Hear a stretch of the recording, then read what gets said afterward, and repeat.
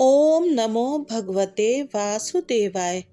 पिछले भाग में हमने कालीय नाग लीला और वेणु गीत लीला सुनी। अब सुनेंगे इंद्र यज्ञ निवारण एवं गोवर्धन धारण। एक बार गो बालकों को भूख लगी तो उन्होंने कन्हैया से बात की। कन्हैया ने उनको यज्ञ कर रहे ब्राह्मणों के पास भेजा। ब्राह्मणों ने कुछ भी नहीं दिया, किंतु ब्राह्मणों की पत्नियों ने उन्हें भोजन कराया।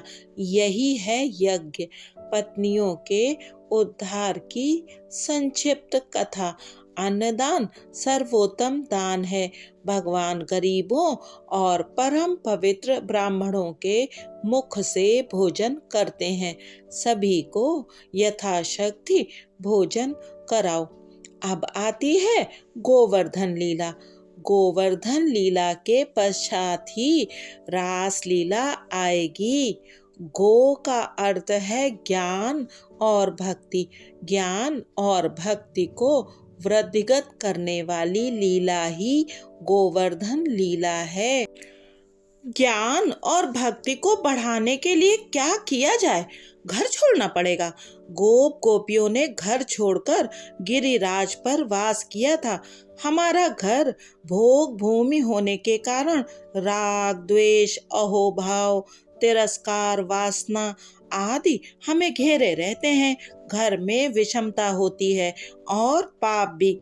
भोग भूमि में भक्ति कैसे बढ़ पाएगी? सात्विक भूमि में ही भक्ति बढ़ सकती है। साधारण गृहस्थ का घर विविध वासनाओं के सूक्ष्म परमाणु से भरा हुआ होता है। ऐसा वातावरण भक्ति में बाधक है। ऐसे वातावरण में सारा वर्ष रहकर ना तो भक्ति बढ़ाई जा सकती है और ना ही ज्ञान। सो एकाध मास किसी नीरव पवित्र स्थल पर जाकर किसी पवित्र नदी के किनारे वास करके भक्ति और ज्ञान की आराधना करना श्रेष्ठ है। वैसा ना हो सके तो घर को ही तीर्थ बना लो। प्रभु ने जो कुछ भी दिया हो उसमें संतुष्ट रहो। प्रवृत्ति की अतिशयता ना होनी चाहिए। प्रवृत्ति में निवृत्ति का आनंद तो होना ही चाहिए। निवृत्ति का आनंद जीव को प्रवृत्ति के चिंतन की ओर खिसका ले जाता है। सो निश्चय करो कि निवृत्ति का आनंद ना भी मिले तो भी प्रवृत्ति के विषयानंद को भोगना नहीं है। कूड़े में से इत्र की सुगंध कैसे मिलेगी? अगर भजनानंद पाना है तो लौकिक सुखों का आनंद छोड़ना ही होगा। गो का अर्थ इंद्रिय भी है। इंद्रियों का संवर्धन त्याग से होता है, भोग से नहीं। भोग से इंद्रियां क्षीण होती हैं। भोग मार्ग से हटाकर उनको भक्ति मार्ग में ले जाना है। हाँ, उस समय इंद्रिया आदि देव वासना की बरसात कर देते हैं। मनुष्य की भक्ति उन देवताओं से देखी नहीं जाती। प्रवृत्ति मार्ग छोड़कर निवृत्ति की ओर बढ़ते समय विषय वासना की बरसात बाधा करने आ जाती है। सो निवृत्ति लेने पर भी निवृत्ति का सात्विक आनंद दुर्लभ सा हो जाता है। इंद्रियों का देव इंद्र प्रभु भजन करने जा रहे जीव को सताता है। उपनिषद में भी कहा गया है कि निवृत्ति लेकर प्रभु भक्ति करते हुए जीव को इंद्र सताता रहता है। वह सोचता है कि उसके सिर पर पांव रखकर उसको कुचलकर ये जीव आगे बढ़ जाएगा। सो ध्यान, सत्कर्म, भक्ति आदि में जीव की अपेक्षा देव अधिक बाधक हैं। जीव सतत ध्यान करे तो स्वर्ग के देवों से भी श्रेष्ठ हो जाता है। अतः जब भी इंद्र इंद्रियों का अधिपति भक्ति मार्ग में विघ्न करने आए, गोवर्धन नाथ का आश्रय ले लेना। गोवर्धन लीला का बड़ा आनंद है। गोवर्धन लीला रास लीला का उपोद्घात है। इसमें पूज्य और पूजक एक हो जाते हैं। पूज्य और पूजक जब तक एक ना हो पाए तब तक आनंद नहीं आता। पूजा करने वाले श्री कृष्ण ने गिरिराज पर आरोहण किया। वो तो अद्वैत का प्रथम सोपान है, रासलीला का फल है।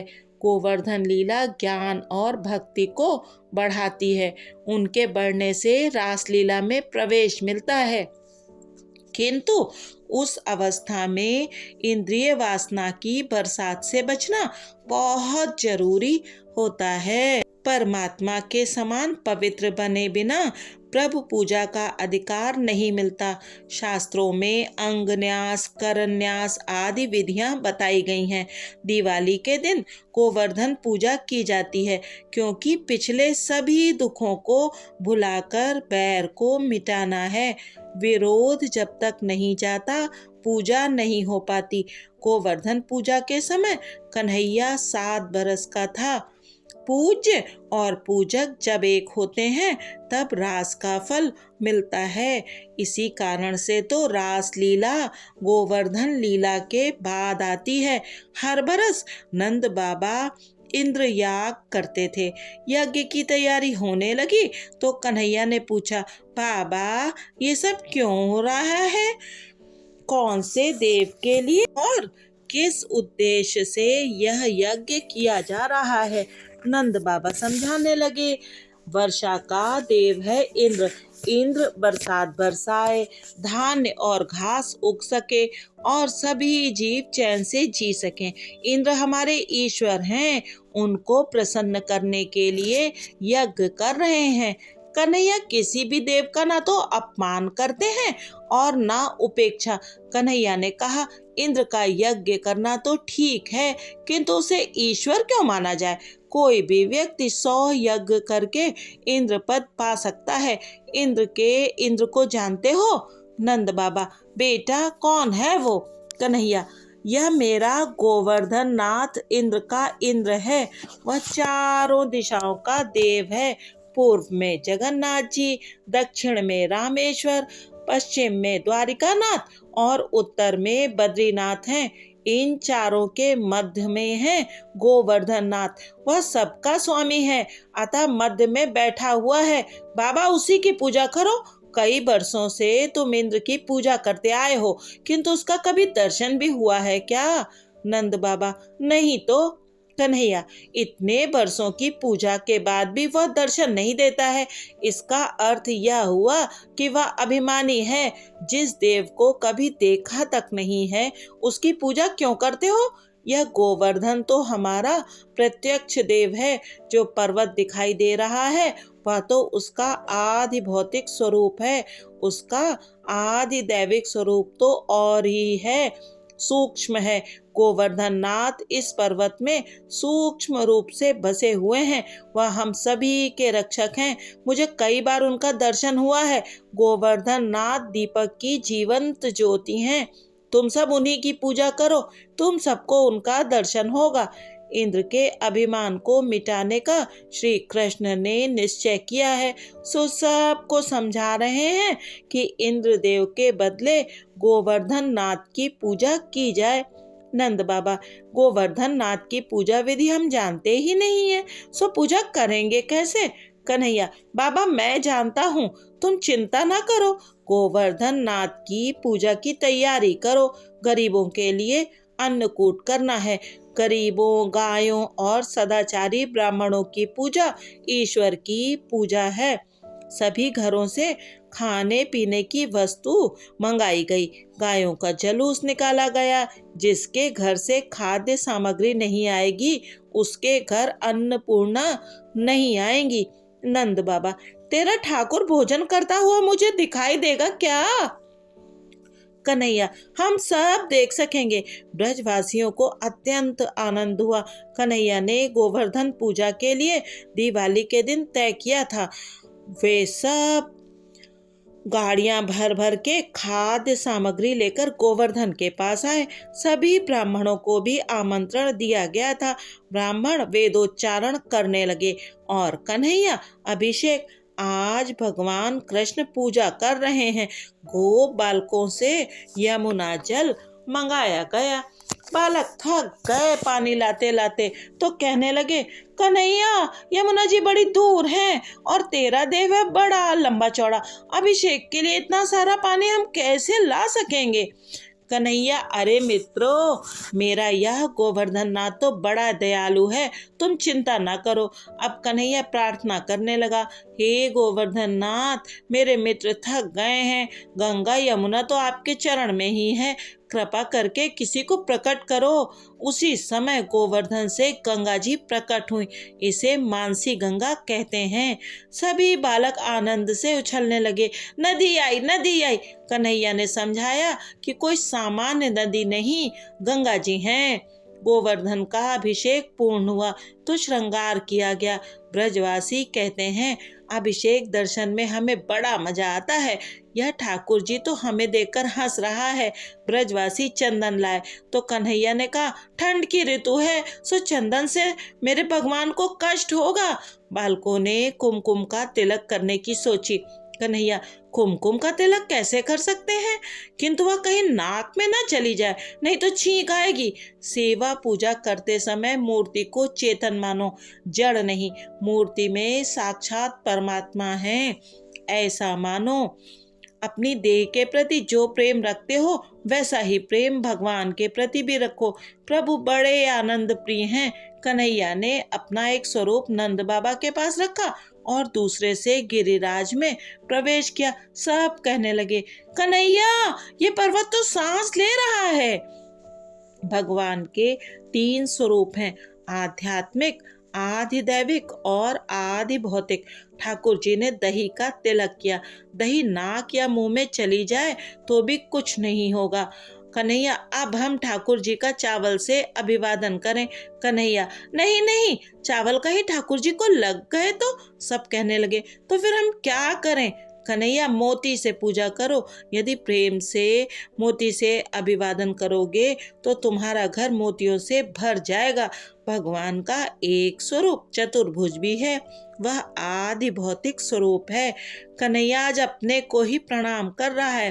बाबा, ये हैं साक्षात परमात्मा। सब पूछने लगे, कन्हैया अब हमें क्या करना है।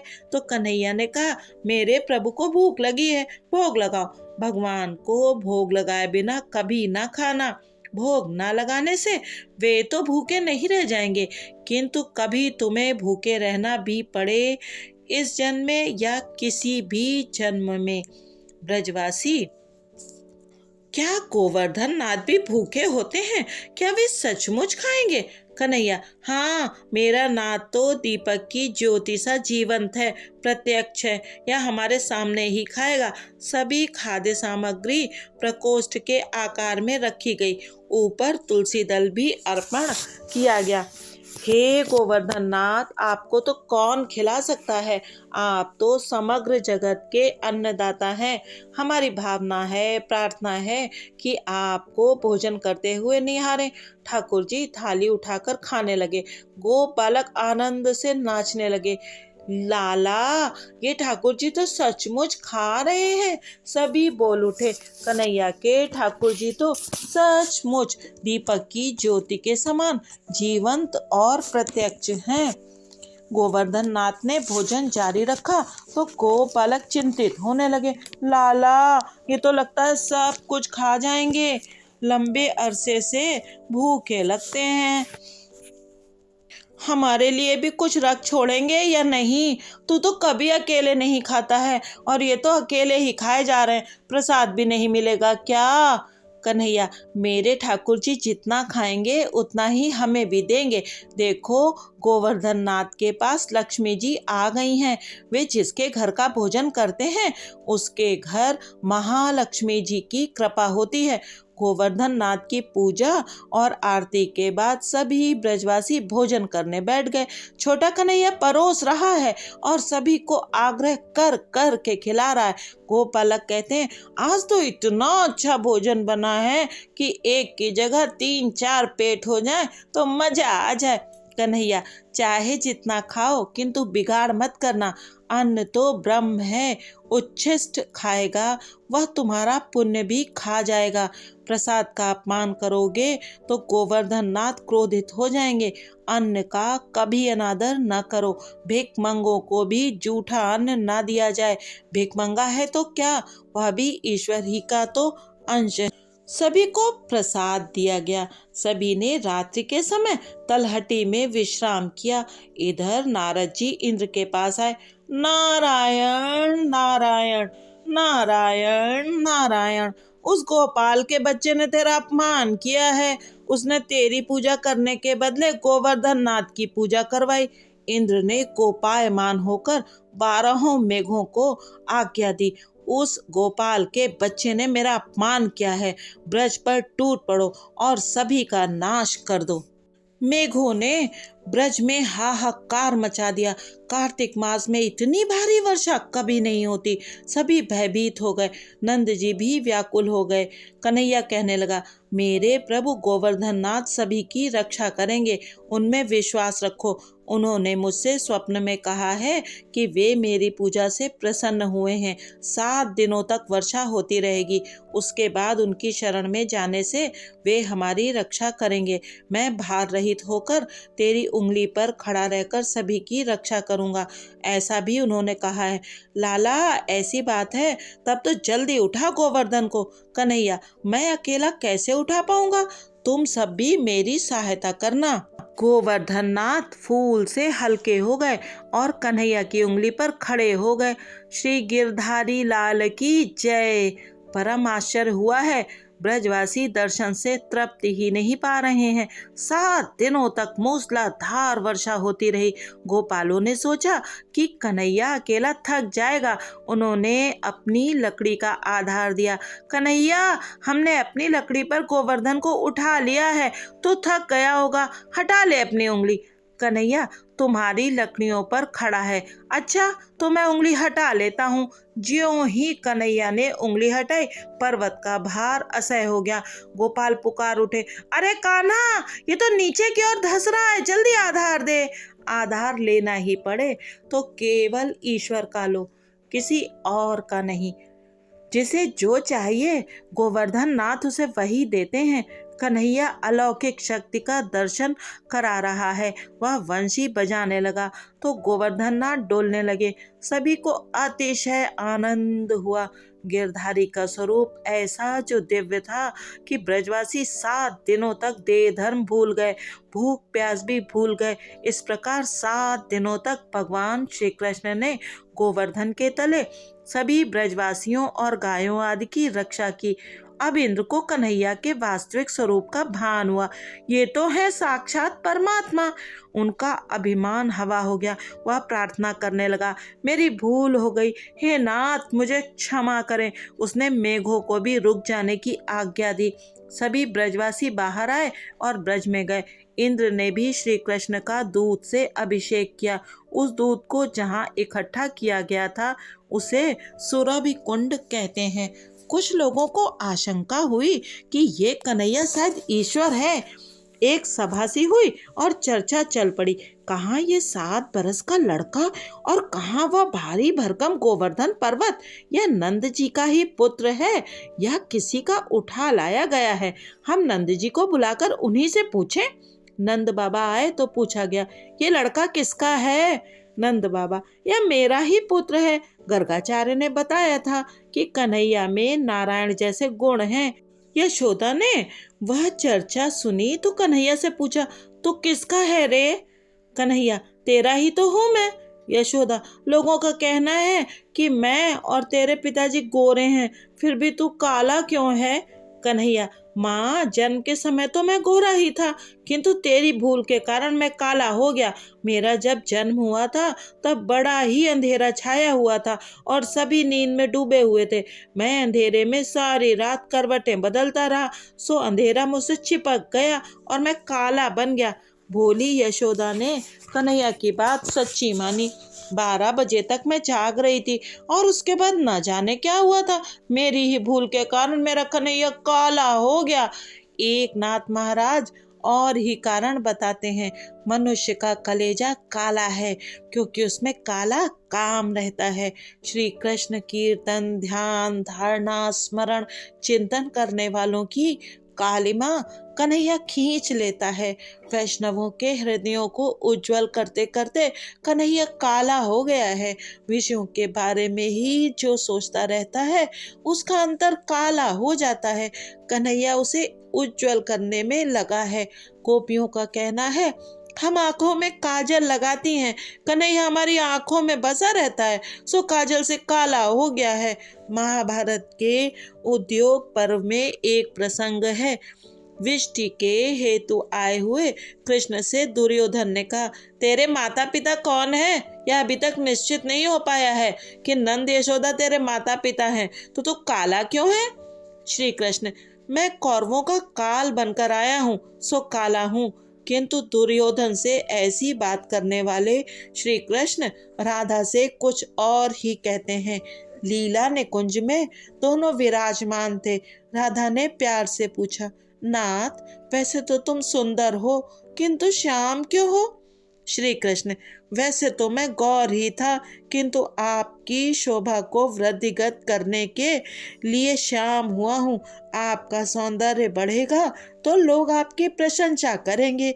यदि हम दोनों ही गोरे होते तो आपकी प्रशंसा कौन करता? इंद्र आदि देव श्री कृष्ण की पूजा करने आए। आपके वास्तविक स्वरूप को हम जान न सके, पहचान न सके, हमें क्षमा करें। सुरभि ने कन्हैया का अभिषेक किया। गोवर्धन लीला रहस्यमयी है। इस लीला के बाद रास लीला आती है। गोवर्धन लीला ज्ञान और भक्ति बढ़ाती है।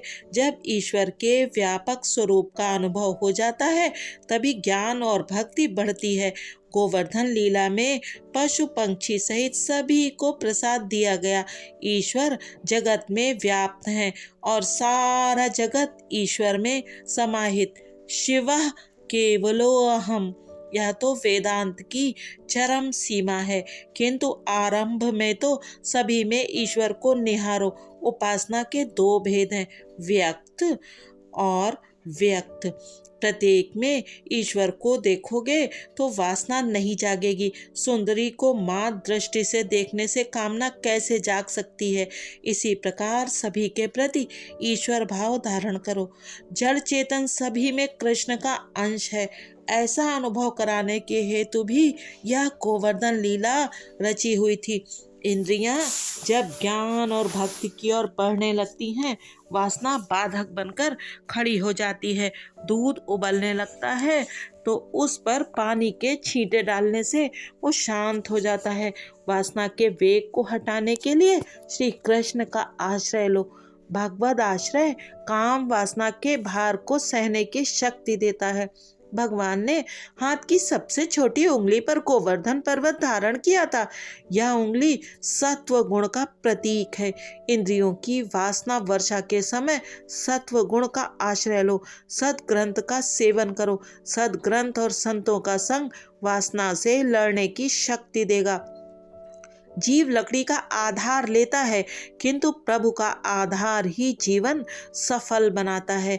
संसार गोवर्धन प्रभु के सहारे है। भगवान का आधार होने के कारण आनंद ही आनंद है। उनका सहारा ना हो तो क्षण मात्र में लाख खाक हो जाते हैं। दुख में, विपत्ति में मात्र प्रभु का आश्रय लो। सहारा लो। गोपालों ने भी गोवर्धन नाथ का ही आसरा लिया था। शरणों जाने पर प्रभु दुख से बचाकर रक्षा करते हैं। सभी ब्रज भक्त अन्य देवों का आसरा छोड़कर श्री कृष्ण की शरण में गए तो उनके सारे सुख दुख भगवान ने उठा लिए। गिरिराज धरन की लीला में यही भाव है। गीता में भगवान ने कहा है, हे अर्जुन, जो अनन्य प्रेम से मेरा भजन करता है, सर्वस्व समर्पित करके मेरी भक्ति करता है, उन सभी जीवों को सांसारिक और भौतिक दुखों में से मुक्त करने का दायित्व मैं स्वीकारता हूँ। उनके योग क्षेम का वहन मैं करता हूँ। ज्ञान और भक्ति बढ़ने पर रास लीला में प्रवेश मिलता है। उस समय इंद्रियां वासना की बरसात बरसाने चली आएंगी। सभी प्रयत्नों के अंत में तो ईश्वर की कृपा मांगनी ही पड़ती है। गोवर्धन लीला में अद्भुत तत्व हैं। उसमें पूज्य और पूजक एक बनते हैं, सेव्य और सेवक एक हो जाते हैं। कहा भी तो है, शिवो भूत्वा शिवम यजेत, शिव बनकर शिव की पूजा करो। ईश्वर जैसे बनने का, ईश्वर के साथ एक होने का अर्थ है अपनी इच्छा को उनकी इच्छा में मिला देना। बना ले यंत्र अब मुझको, मेरा कण कण समर्पित है। जब जीव अपनी इच्छा को भगवान की इच्छा में मिला देता है तब वह भक्ति मार्ग में आगे बढ़ता है। सतत ब्रह्म संबंध बनाए रखोगे तो तुम ब्रह्म रूप हो सकोगे।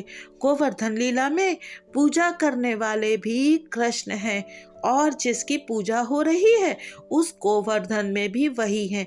गोवर्धन लीला में सेवक सेव्य भक्त भगवान की तद्रूपता बताई गई है। कन्हैया गोवर्धन की अर्थात स्वयं की पूजा कर रहा है। जीव और ईश्वर यहाँ एक हो गए हैं। यही सह अहम सो अहम भाव है।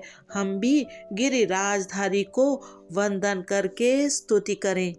भक्ताभिलाषी चरितानुसारी दुग्धादि चौरेण यशो विसारी कुमारता नंदित घोष नारी मम प्रभु श्री गिरिराजधारी।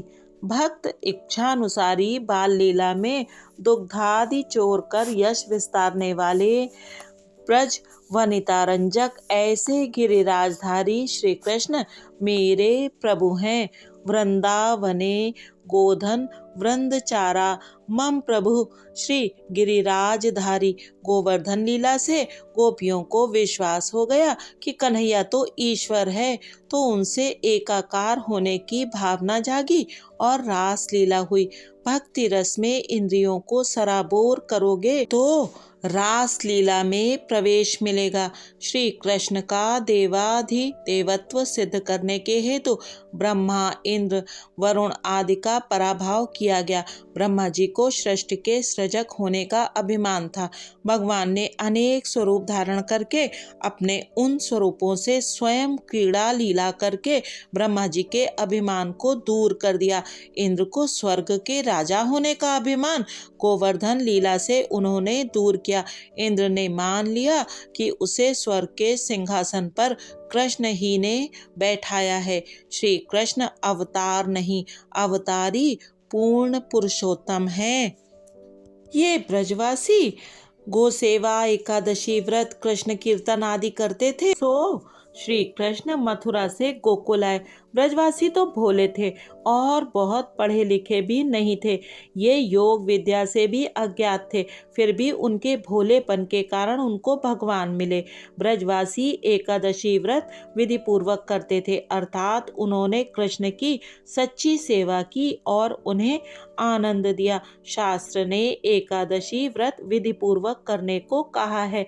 उस दिन सारा दिन प्रभु सेवा में बिताओ। और सारी रात जागते रहकर कृष्ण कीर्तन करते रहो। कम से कम रात के 12 बजे तक तो कीर्तन अवश्य किया जाए। परमात्मा के चरणों में रहना ही तो एकादशी है। एकादशी के दिन मन श्री कृष्ण के सिवाय अन्य किसी भी विषय की ओर नहीं जाना चाहिए। ब्रजवासी एकादशी के दिन रात्रि को जागरण करते थे। जय श्री कृष्ण।